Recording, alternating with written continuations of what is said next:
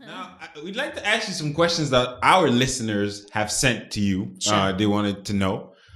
First, how should someone bring up the idea of using sex toys in the bedroom?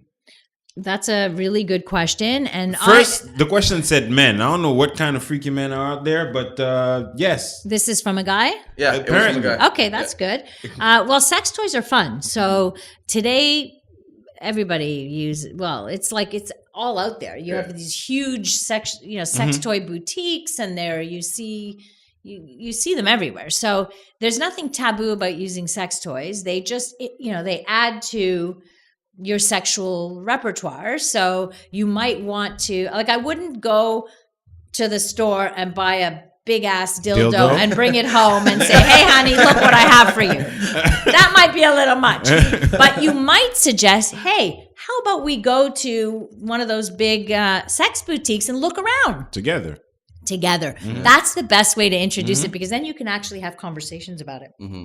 All right. The second question we had was, how does a man in a new-ish relationship bring up the subject of porn consumption? I guess that was from the same person, but I guess men or women. Press play. It depends. You know what? It depends on how compulsive your porn consumption is. So if you watch porn 3-4 hours a day and you're masturbating a lot, then the likelihood is you're not going to be able to perform with your partner. Yeah. And that is a problem, and that's an addiction or a compulsion that needs to be addressed. But, your average person can watch porn a few times a week for 10 to 20 minutes and masturbate, and they're fine. Yeah. Like, not everybody who watches porn is an addict. Maybe between 1% and 5% or something. What would classify someone as an addict? Well, it's not just how much porn, but how much of their time and thinking space is dedicated to porn.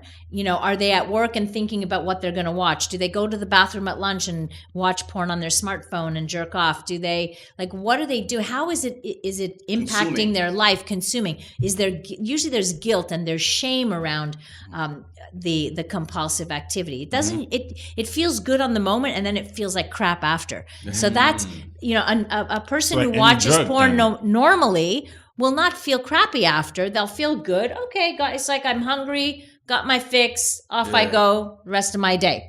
But if you're constantly thinking about what am I going to watch? How am I going to, when am I going to, who's going to be home? Nobody's going to be, and like all these things, then your life is consumed by it.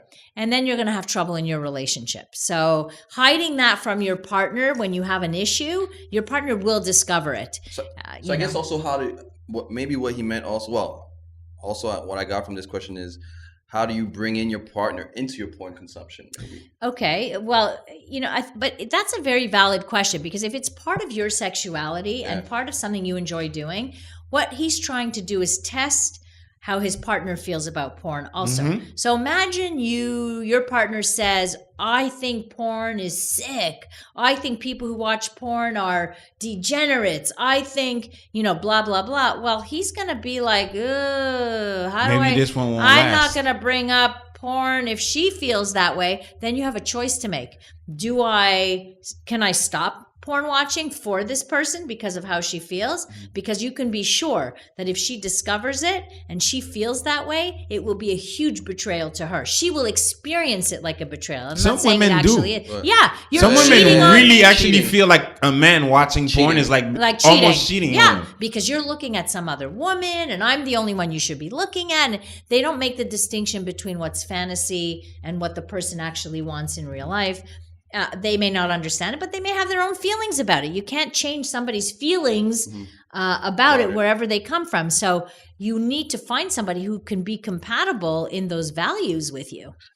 Explain this to me for myself.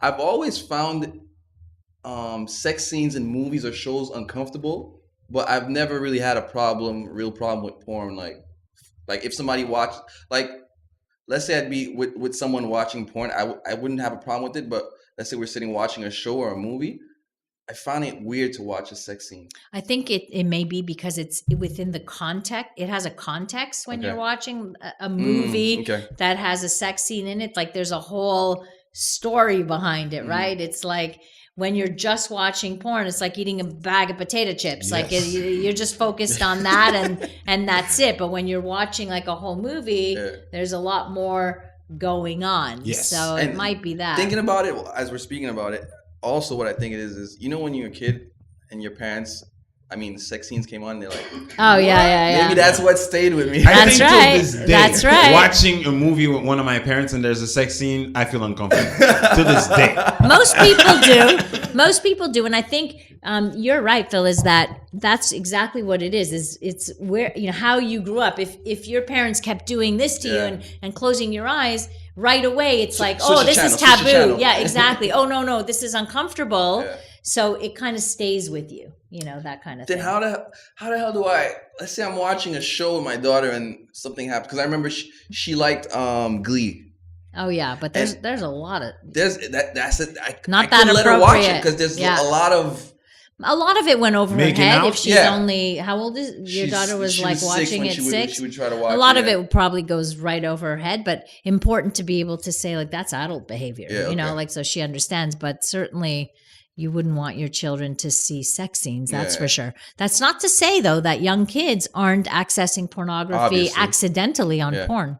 On the internet. You're trying to watch a show online and. Well, pop-ups. Or it's not even that. You have kids who are curious about, imagine your kid suddenly wants to know about beavers. They're Googling beavers. What do you think they're going to get? What's a beaver? What's the sexual term of beaver? I don't know. A beaver in English is basically the vagina. Like I didn't know that. Not the vagina, but the whole thing. Yeah. Okay, with hair, I guess. Yes. Generally, it's an old term, actually. I guess, right? It's an old term, but they may get it, right? Yeah. Or I don't know, they could be. I know for myself I'd say, probably around 8, 9, 10, 11, like I knew a whole lot about sex. Okay, but that's really young. So yes, think about I know it, that. Right? I know exactly. It was really And how did you access it? Through porn? Did you? Sometimes if you have an older brother, no, there was magazines. There was Bleu Nuit Saturday nights. So your parents have to. You see, this is where parents have to watch out, right? Bleu Nuit, I remember. But it was scrambled. No, it was on TV. You had it. It was on TQS actually. TVA or TQS, one of them. I can tell you that in Quebec, they're much more avant-garde on the French side and on the English side. Yeah. Yes. Yeah. So they'll talk about sex in the middle of the day, no problem. I was just telling him that. I've been on multiple French shows on CBC and whatever else, and or Radio Canada, and they have no problems talking about sex in the middle of the day. I could say the word penis, vagina anytime, but an English radio, not so much. It's kind of funny, the difference in the culture. Yeah. Another question. How comes, and I learned this term today, how come some women are femme fontaine, aka squirters, and others aren't? Well, that's always an interesting question because there's still not too much research in that area. Some people say every woman can do it. But not quite exactly. Some people do. You need to know the structure of a woman's internal body. So 75% of women need external stimulation to orgasm. The squirters are usually from the internal, from a massaging. See, the clitoris is not just what you see. It's not just a little bit that sticks out that you can feel with your mouth or your fingers. There's a whole structure. There's a part that goes in. It's the shaft of the clitoris. The clitoris has legs that go around the internal vagina and has bulbs. So for those women where the clitoris is the distance between the clitoris and the vaginal opening is shorter, they actually get more stimulation on the inside. Okay. So you have those women who can enjoy that kind of stimulation, and also if you like, it's called like G-spot stimulation, but is it really the G-spot? We don't even know anymore because now we know that the clitoris, the bulb is there. So massaging that area might actually produce more intense orgasms when you have access to it. But we're all built a little bit differently. Obviously. So, but we need to know that orgasms for women come from multiple places, all related to that big internal structure. There's also nerve endings at the top, like near the cervix. There's nerve endings all over the place. So that's women are different. Like same answers, not to cut you off, same answer as to why some women can't have orgasm through penetration. That's right. Okay. That's exactly why. Most women cannot have, most women, 75% of women cannot have an orgasm through penetration. So it's the actual rubbing then, it's not the actual It's the pressure. Yeah, So like she might be able to, if she's on top and she's pressing her pubic area against yours because she's able to press against that clitoris, the structure, then yes. But she has to figure out what works for her. But a lot of guys are like, I don't understand. What's wrong with me? What am I doing wrong? You're not doing anything wrong. This is how women are built. Like, stop looking for trying to make her squirt, trying to find this.